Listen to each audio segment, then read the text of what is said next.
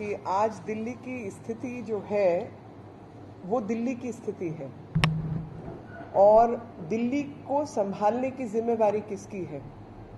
उस सरकार की जो दिल्ली में झूठे वायदे करके जीतकर दिल्ली में आई थी और ये लगातार अपनी ताकत बढ़ाने की और इस किस्म की बात कर रहे थे। मैं 2015 की प्रेस आपको याद दिलाना चाहती हूँ और इनका आप मैनिफेस्टो भी उठा के देख लीजिए, जिसमें इन्होंने कहा था कि हम 30,000 बेड्स दिल्ली में लगाएंगे, हेल्थ इंफ्रास्ट्रक्चर बढ़ाएंगे, 30,000 बेड्स लगाएंगे। लेकिन हाईकोर्ट में जब मामले सामने आए तो पता चला कि दिल्ली को आज तक, और वो भी पिछले साल मिलाकर जब केंद्र सरकार का इनके ऊपर प्रेशर था और अमित भाई गृह मंत्री के रूप में लगातार पिछले साल संभाल रहे थे दिल्ली को, तो 354 बेड ऐड किए गए थे, सिर्फ 354। और ये हाईकोर्ट के अंदर एफिडेविट की मैं बात कर रही हूँ। प्राइमरी हेल्थ सेंटर्स और जो डिस्पेंसरी जिसको कहा जाता है वो म्यूनिसिपल कॉरपोरेशन चलाती है, जो कि इनके आने से पहले दिल्ली में उसकी संख्या 265 थी। वो 265 की संख्या घटकर आज 230 रह गई है। और एमसीडी जो लोग डेंगू ब्रीडिंग, मलेरिया ब्रीडिंग के लिए काम करते हैं, उनकी तनख्वाहें देने का काम इनका है। अगर 500 करोड़ की ज़रूरत है तो कभी 10% 9 करोड़ दे दिया, कभी 10 करोड़ दे दिया, कभी 7 करोड़ दे दिया। इस तरीके की ये हरकतें लगातार कर रहे हैं। और केंद्र सरकार ने अब तक इनको पिछले 2 साल का मैं ब्यौरा खास तौर पे देना चाहती हूँ कि केंद्र सरकार ने इनको 1,116 और 1,120 करोड़ रुपया दिया। 1,116 दिया पिछले साल और 1,120 करोड़ दिया इस साल। तो जब भी बात आती है कि हम केंद्र सरकार के साथ मिलकर दिल्ली को सुधारना चाहते हैं, तो बिना एमसीडी के आप दिल्ली को सुधारना चाहते हैं। खास तौर पे कोरोना की अगर आप बात करें तो म्यूनिसिपल कॉरपोरेशन के एक एक डॉक्टर, एक एक सफाई कर्मचारी, एक एक नर्सिंग स्टाफ दिल्ली की सेवा में लगे हुए हैं और उनके ऊपर कब्जा तो आप कर लेते हैं, लेकिन उनकी देखरेख की बात आती है तो आप प्रोविजन उनका नहीं करते हैं।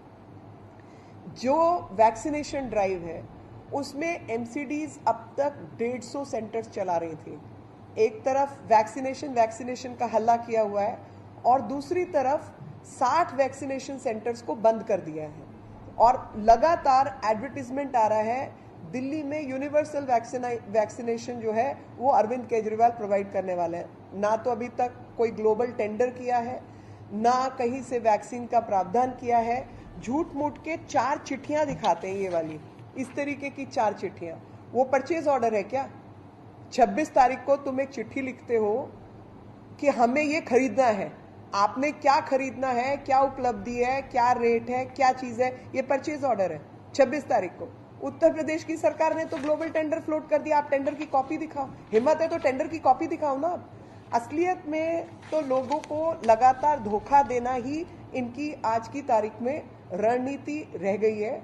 आप बात करो आईसीयू बेड्स की, तो दिल्ली के अंदर आईसीयू बेड्स की संख्या कतई नहीं बढ़ी है और जो प्रधानमंत्री रिलीफ फंड के वेंटिलेटर्स आए थे, केवल वही वेंटिलेटर्स दिल्ली इस्तेमाल कर रही है। उसके अलावा एक भी वेंटिलेटर पिछले साल में नया नहीं खरीदा गया है।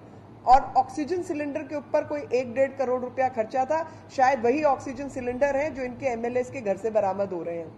और नहीं तो ऑक्सीजन की भी किल्लत आज भी अस्पतालों को आप देखिए। ये जैसे ड्राउट सिचुएशन थी ना, मैं आपको वापस अमर्त्य सेन की थ्योरी पे लेके जाना चाहती हूँ कि ड्राउट कंडीशन के अंदर जो भुखमरी पैदा होती है, वो भुखमरी पैदा इसलिए नहीं हुई कि अनाज नहीं है, भुखमरी पैदा हुई कि जिनको जरूरत है उन तक पहुंचाने की व्यवस्था नहीं है। ठीक उसी तरीके से दिल्ली के अंदर ऑक्सीजन की हालत इन्होंने कर रखी है। मित्रों, मैं आपको कुछ कागजों से अवगत कराना चाहती हूँ कि लगातार आप इनकी शातिरपंथी देखिए। दिल्ली संभालना काम केंद्र सरकार का है या दिल्ली सरकार का है? और दिल्ली सरकार का बजट कितना है? 10,000 crore, 9,959 to be precise, but 10,000 crore. 10,000 crore रुपया कहाँ गया कोई पूछे? जो 2.5 लाख का पोर्टा कैबिन डलता है उसके ऊपर 35 लाख खर्चा गया है। और वो पैसे जो खर्चे गए हैं उनके अंदर आज तक आप एक वैक्सीनेशन सेंटर नहीं चला सकते, क्योंकि वहां पर ना तो लोगों को अलग बिठाने की व्यवस्था है, ना वहां पर उस तरीके के प्रावधान है। वो सब काम आज एमसीडी की प्राइमरी हेल्थ सेंटर ही कर रहे हैं, जिनकी आपने संख्या कम कर दी है, जिनके पास डॉक्टर, नर्सेज और अन्य व्यवस्थाएं हैं, पैरामेडिक्स हैं और सब व्यवस्थित तरीके से काम हो रहा है। मोहल्ला क्लिनिक तो फ्रॉड है, सारी जनता देख रही है, कोर्ट भी देख रहे हैं। तो मुझे एक याद आता है एक जोक, जिसके अंदर कि कोर्ट पूछता है कि भैया ऑक्सीजन दिल्ली ने को केंद्र ने देनी है, अस्पताल जैसे राधा स्वामी सत्संग के अंदर हुआ या डीआरडीओ हुआ, अस्पताल भी केंद्र सरकार ने बना के देने हैं, उनको चलाने का स्टाफ भी आईटीबीपी और मेडिकल ऑफिसर जो है आर्मी से आएंगे, और ऑक्सीजन भी केंद्र सरकार आपके पास पहुंचाएगी, क्योंकि आपने एक भी प्लांट नहीं लगाया। 8 प्लांट केंद्र सरकार ने लगाने थे, प्रधानमंत्री पीएम केयर्स के जो पैसे थे आपने उसका इस्तेमाल नहीं किया। और तो फिर आप क्या करोगे, आपकी क्या जिम्मेवारी है? बोला मरीज तो हमारी जिम्मेवारी है ना जी, तो जो बीमारी फैली है वो जिम्मेवारी इनकी है, बाकी कोई व्यवस्था इनकी जिम्मेवारी नहीं है। और ठीक यही सटीक स्थिति दिल्ली की इन्होंने बना रखी है। और जब आप ऑक्सीजन कांड इनका बेनकाब करते हो, आप दिल्ली को बताते हो कि किस तरीके से इनके अपने एमएलए और इनके भक्त लोग जो इनके फंडर्स हैं वो लोग इन्वॉल्व हैं दिल्ली के अंदर ऑक्सीजन यूनिट्स को, ऑक्सीजन की सप्लाई में कमी की वजह वो लोग हैं, सप्लाई चेन मैनेजमेंट इनका गलत है, और लगातार झूठ मूठ की कहानी ये लोग कर रहे हैं। और जब भी बात आती है कि हम ऑक्सीजन का ऑडिट करेंगे तो ये भागना चाहते हैं ऐसे विषय से, ना पैसों के ऑडिट की बात करते हैं ना ऑक्सीजन के ऑडिट की बात करते हैं, क्योंकि ये जानते हैं कि मोहल्ला क्लिनिक की तरीके से ऑक्सीजन का भी ये फ्रॉड दिल्ली के साथ कर रहे हैं।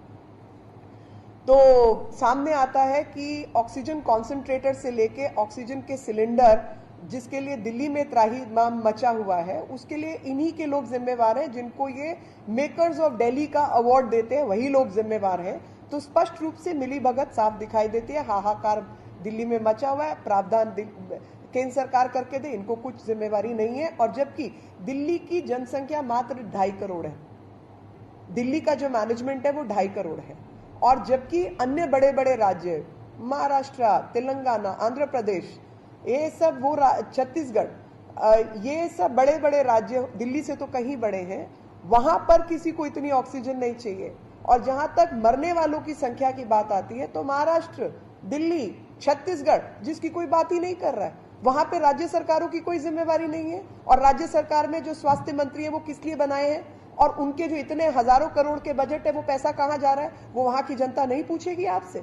और बहुत तरीके से इस नैरेटिव को, जब आप इनकी व्यवस्थाओं की बात करो तो नैरेटिव बदल के कि आप आईसीयू बेड्स की बात मत करो जी, आप दिल्ली में संख्या बेड्स की बढ़ाने की बात मत करो, आप दिल्ली में नए अस्पतालों की बात मत करो।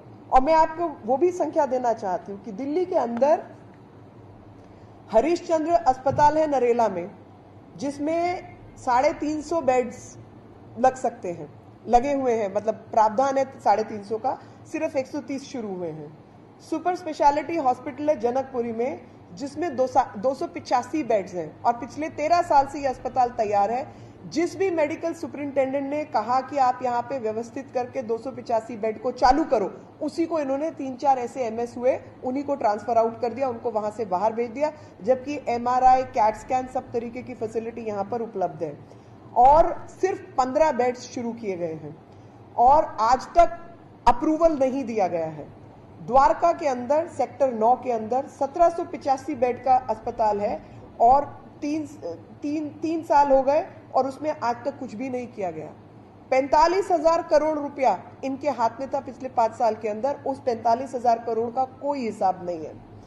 और 8 तारीख को जो शुरू करना था, आज 11 तारीख हो गई है। मैं आपको चैलेंज के साथ कह रही हूं कि द्वारका सेक्टर 9 के अस्पताल की आप स्थिति जाकर देखिए, एक मरीज उसके अंदर भर्ती नहीं हुआ है, जो 8 तारीख को शुरू होना था। वैक्सीनेशन की जब आप ये सब सवाल उठाते हैं तो बात करते हैं वो लोग वैक्सीनेशन की। वैक्सीनेशन से संबंधित मैं आपको बताना चाहती हूं कि भारत में 17 करोड़ से ऊपर लोगों की वैक्सीनेशन हो चुकी है। 17 करोड़ से ऊपर लोग, जो कि अमेरिका की आधी पॉपुलेशन के बराबर है, आधी जनसंख्या के बराबर है। रशिया की पूरी जनसंख्या से ऊपर है और 2 गुना यूके की पॉपुलेशन से है, 6 गुना ऑस्ट्रेलिया की पॉपुलेशन से अधिक है और 34 गुना न्यूजीलैंड की पॉपुलेशन से ऊपर है।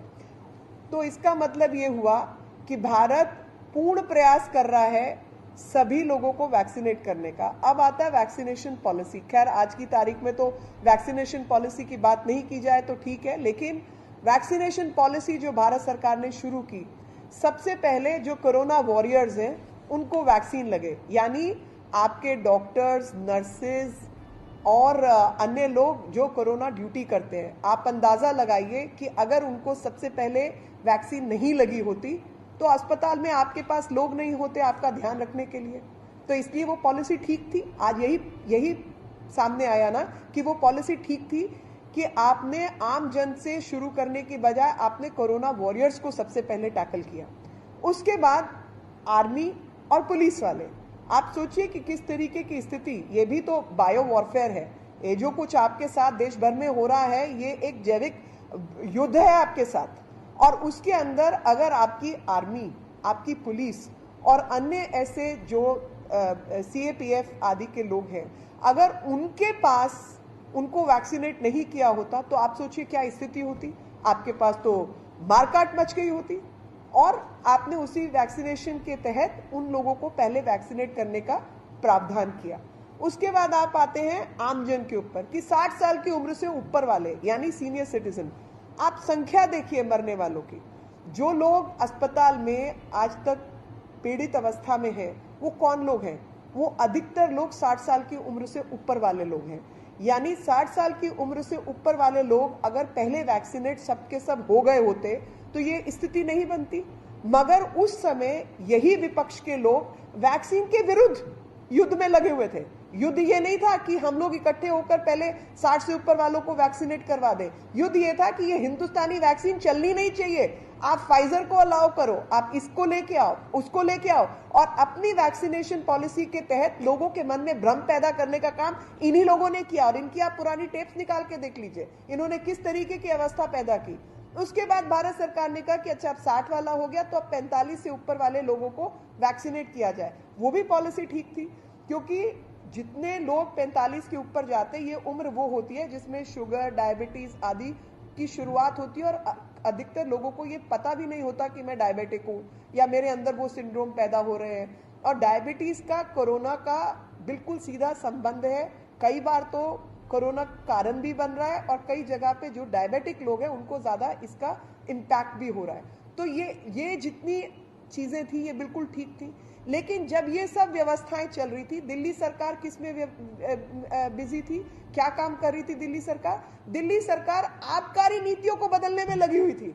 दिल्ली सरकार 21 साल से ऊपर वालों को शराब बांटने में लगी हुई थी। दिल्ली सरकार जो 12% आज सरकार को टैक्स के रूप में बढ़ता है शराब के ऊपर, उसको 4% लेके आने में लगी हुई थी, ताकि 10% की जो कटौती है वो कहां जाएगी वो समझने वाली बात है कि 10% टैक्स क्यों कम किया गया शराब के ऊपर।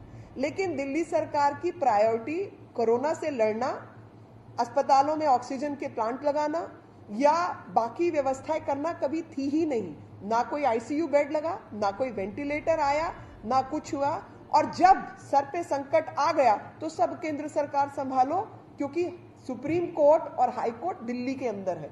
बड़े राज्य तो है नहीं, आप सीधा सुप्रीम कोर्ट पहुंचेंगे, सीधा हाई कोर्ट जाएगी, केंद्र सरकार यहां पर है। तो सारा का सारा बर्डन जो अपना काम है वो आप इनके ऊपर शिफ्ट कर दो और काम आपको ढीले का करने की आवश्यकता नहीं है। जहां तक वैक्सीनेशन पॉलिसी की आगे बात है, झूठ देखिए, झूठ कैसे बोलते हैं कि हमने विदेशों को वैक्सीन दी। अरे भैया, एस्ट्राजेनेका नाम सुना है आपने कभी? एस्ट्राजेनेका जो वैक्सीन है उसी का नाम कोविशील्ड है। एस्ट्राजेनेका ऑक्सफोर्ड, यानी ये लाइसेंस यूके का लाइसेंस है जिसके तहत आप वैक्सीन बना रहे हैं। कुछ कॉन्ट्रैक्चुअल टर्म्स नाम की जरूर चीज होती है ना, कि जिससे आपने लाइसेंस लिया, अगर आपका उसके साथ कॉन्ट्रैक्ट है आपको उसको देना नहीं है। उसके बाद आपकी इंटरनेशनल ऑब्लिगेशंस होती है। WHO को अगर आपने वैक्सीन दिया, UN को वैक्सीन दिया, तो UN के अंदर 6,500 से ज्यादा भारतीय जो है काम कर रहे हैं जिनको आपने वैक्सीन दी है, और मात्र 12%। अगर आप हिसाब देखेंगे तो 11 मई को हिंदुस्तान ने 11 मई तक मतलब, और अब तो खैर मई में कुछ एक्सपोर्ट हुआ ही नहीं है, 6 लाख के आसपास वैक्सीन जो है वो भेजे गए, और इससे 3 गुना अधिक वैक्सीन हिंदुस्तान के अंदर लग चुके हैं। यानी हिंदुस्तान की प्रायोरिटीज बिल्कुल ठीक थी जब ये महामारी भी नहीं थी, और जब से ये महामारी आई तो कोई वैक्सीन एक्सपोर्ट नहीं हुआ है। और जो एक्सपोर्ट हुए उसमें 1 लाख के आसपास जो डोजेज हैं वो भारत सरकार ने एड के रूप में दिया है, और इस एड का भी 77 से ऊपर प्रतिशत जो है भारत के आसपास के देशों को दिया गया है।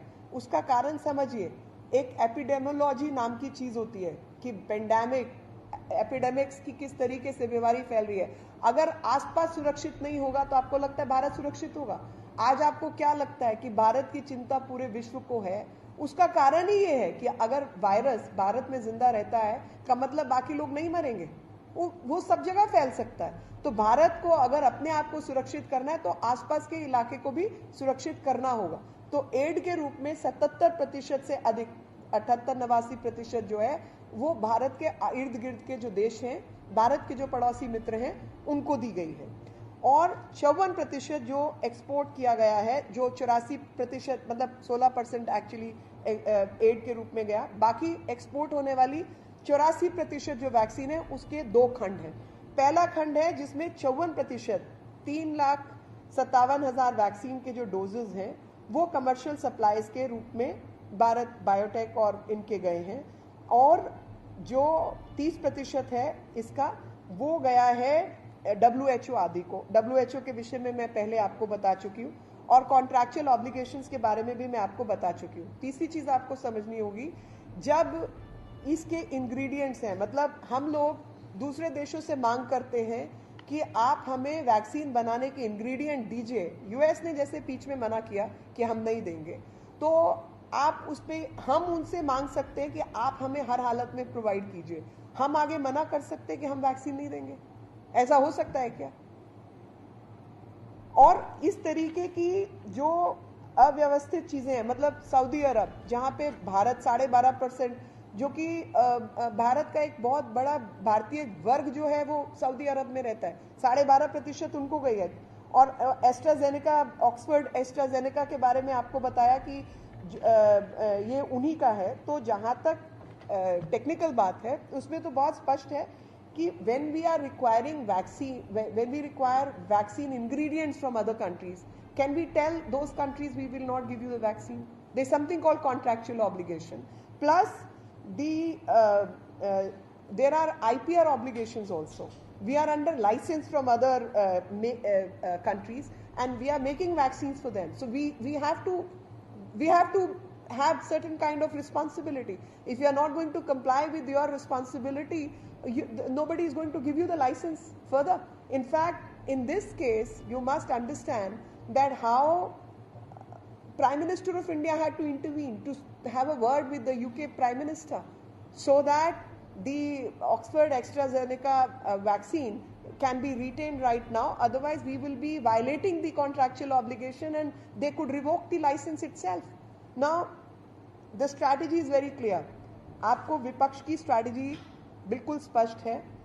और मुझे वैक्सीन संबंधित तो एक और किस्सा याद आ रहा है कि ये जो आम साधारण भाषा में कहूँ तो भाई लड़के की उम्र हो गई, दुल्हन ढूंढो दुल्हन ढूंढो, और जब दुल्हन ढूंढी जाती हैं लड़कियां हैं तो नाक नुक्स निकालना कि ये ऐसी है वैसी है, मुझे शादी नहीं करनी। लेकिन उसके बाद में वो दुल्हन के लिए घूम रहा है क्योंकि अब उस उम्र की महिलाएं बची ही नहीं है। वही हालत इन लोगों की है वैक्सीन पॉलिसी को लेकर। जब वैक्सीन भारत में शुरू हुआ, बहुत सिस्टमैटिकली 45 से ऊपर वाले लोगों को केंद्र सरकार ने देना शुरू किया, तो ये नाक नुक्स निकाल रहे थे, मीन मेक कर रहे थे। और आज जब वैक्सीन को लेकर लोगों ने देख लिया कि कैसी हाहाकार मची है, तो लोगों के मन में भय पैदा कर दिया, और अभी हाहाकार उल्टी तरीके की मचा रखी है, क्योंकि पूरी दुनिया में वैक्सीन जितनी है उन्हीं को आप करेंगे ना, भारत की जितनी है उतने ही करेंगे। और भारत के अंदर 4 नए लोगों को वैक्सीन का जैसे जॉब वर्क होता है आगे लाइसेंस को दिया भी गया है। अभी 3-4 दिन पहले केंद्र सरकार ने वो योजना भी बनाई है कि अधिक लोग वैक्सीन मैन्युफैक्चरिंग कर सके। लेकिन आपको समझना होगा, वैक्सीन कोई क्रोसिन जैसा ड्रग नहीं है। वैक्सीन बनाने के लिए, और खास तौर पे कोवैक्सीन जिसमें लाइव वायरस यूज होता है, उसके लिए एक तरीके की लैब्स उपलब्ध होना भी तो जरूरी है। उस तरीके की फैसिलिटी ही बना सकती है। लाइसेंसिंग आप मोहल्ला क्लिनिक में नहीं कर सकते जी। वैक्सीन की लाइसेंसिंग के लिए एक लेवल ऑफ फैसिलिटी की जरूरत है, and that level of facility cannot be mohalla clinic. That level of facility has to exist, and only then licensing can be done.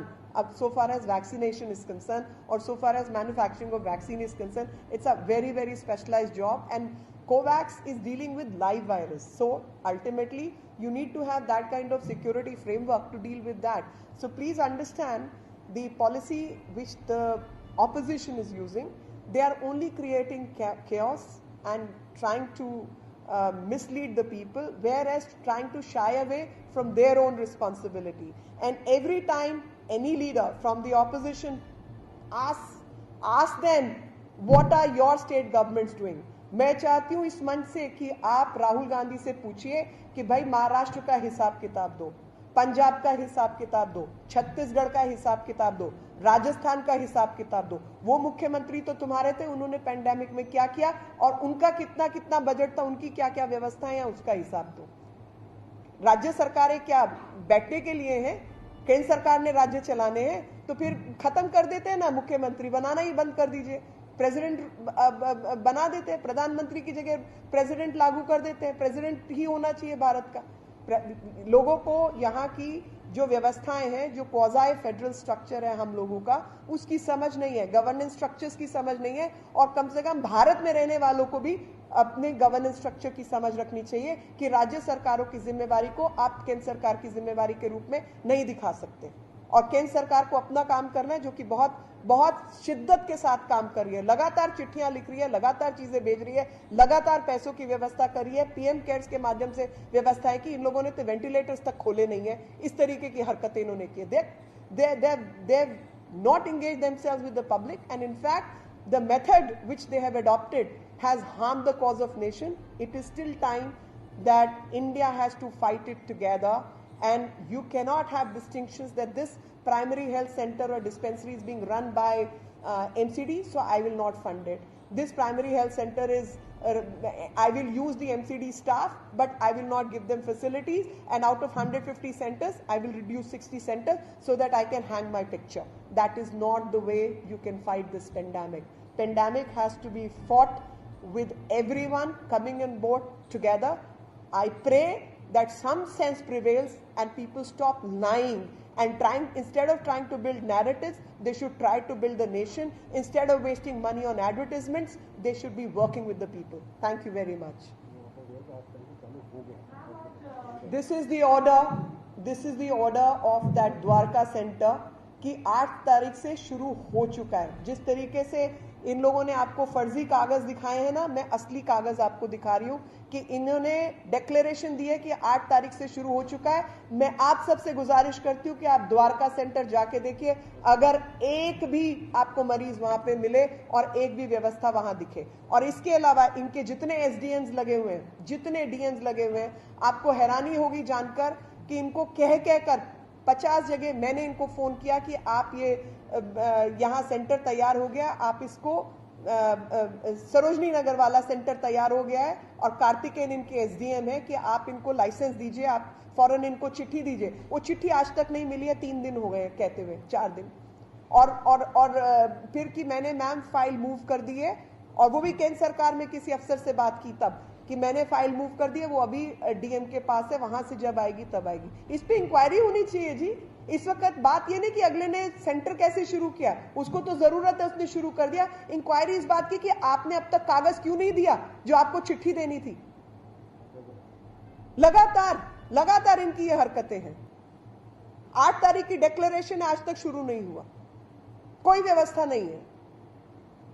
वो चलाने के लिए भी केंद्र सरकार आएगी। आप दे दीजिए सांसदों को, हम लोग कर देंगे। हम सब अपने अपने क्षेत्र का देख लेंगे। एमएलए कोई दिख रहा है आपको? स्वास्थ्य मंत्री दिखा है आपको? मुख्यमंत्री कुछ और कहता है, उप मुख्यमंत्री कुछ और कहता है, मुख्यमंत्री कुछ और कहता है, एक प्रवक्ता बना रखे इन्होंने अपने एमएलए राघव चड्ढा, वो कुछ और कहते हैं। 24 घंटे नाटक।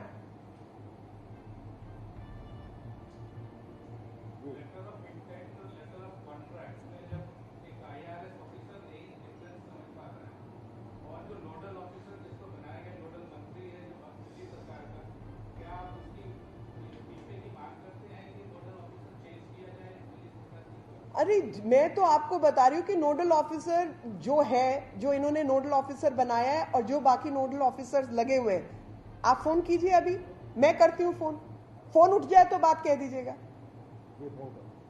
करिए फोन आप। इन्होंने हम लोगों के फोन नंबर सारी चारों तरफ चला दिए थे ना, उनको वायरल किया था ना। हमारे फोन आज भी चल रहे हैं, आज भी मेरा फोन चल रहा है, 24 घंटे चलता है। और दिल्ली नहीं बल्कि दिल्ली के आसपास वाले भी आज हवाला देते कि आपका नंबर हमें व्हाट्सएप में मिला, आप हमारी ये मदद कीजिए, वो मदद कीजिए। जहां तक हो सकता है करते हैं, उस एरिया के लोगों को बोलते हैं। मगर आप बताइए इनके एमएलए कहां है?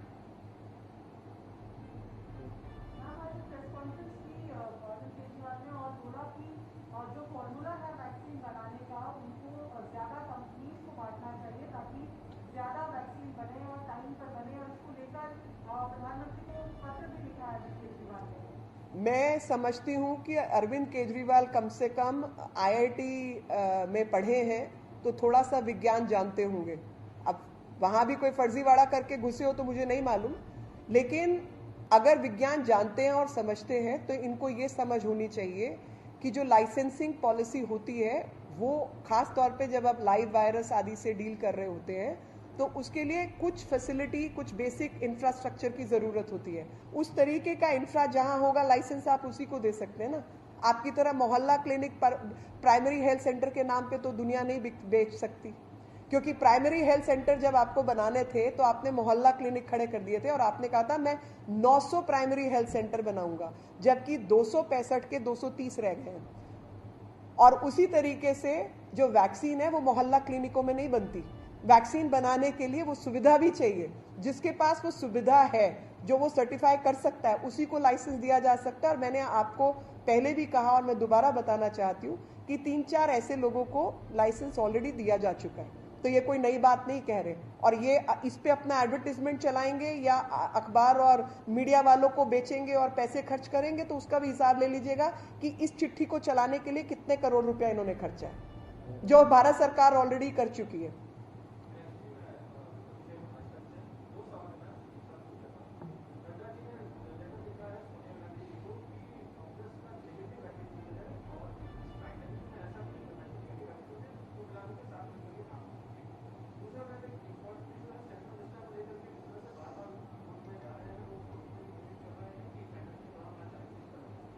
देखिए, दो विषय हैं।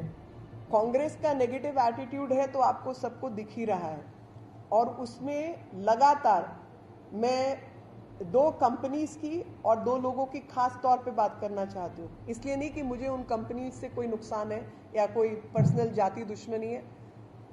फाइजर को बढ़ाने के लिए इन्होंने हाथ पैर बहुत मारे हैं, और बायोएनटेक। मेरे पास वो सुविधा नहीं है कि मैं इन दोनों का कनेक्शन निकाल पाऊं, लेकिन जो थोड़ा बहुत मैंने पढ़ा है उसमें ये स्पष्ट हुआ है कि कुछ लोग जो फाइजर के साथ काम करते थे वो बाद में बायोएनटेक में काम करने के लिए गए, और किस तरीके की फंडिंग हुई, क्या हुआ, और फिर बायोएनटेक की रिसर्च के ऊपर फाइजर ने एक mRNA आधारित वैक्सीन बनाई, जिसको -24 डिग्री सेंटीग्रेड टेम्परेचर चाहिए ट्रांसपोर्टेशन के लिए। अब आप मुझे बताइए, हिंदुस्तान के अंदर ऐसी कोल्ड चेन जो -24 डिग्री पे आपके दूर दराज देहात तक ले जा सकती है, दिल्ली एयरपोर्ट पे वैक्सीन उतरे, और बिहार तक -24 डिग्री पे आप उसको ले जा सकते हैं क्या? -24 डिग्री वाले आपके देश में कितने राज्य होंगे जहां पर आप कुछ क्लाइमेटिक टेम्परेचर ये वो करके कुछ हद तक उसको प्रिजर्व कर सकते हैं? इन्होंने उसकी बहुत ज़्यादा बात की। उसके साथ दो चीज़ें और थी कि जब कोई भी वैक्सीन लागू होती है तो आपको याद होगा कि वैक्सीन को एक पॉपुलेशन पे जब टेस्ट किया जाता है, क्योंकि ये सब जीन आधारित है, मेरा जीन ज़रूरी नहीं है यूरोप का जीन हो और आपका जीन ज़रूरी नहीं है कहीं और वाला, हमारा जेनेटिक मेकअप अलग अलग है और ये सब वैक्सीन जीन्स के आधार पर बनाई गई, mRNA, माइटोकॉन्ड्रियल RNA DNA, तो वो सब फर्क है। तो जब आप टेस्टिंग स्टेज में होते हैं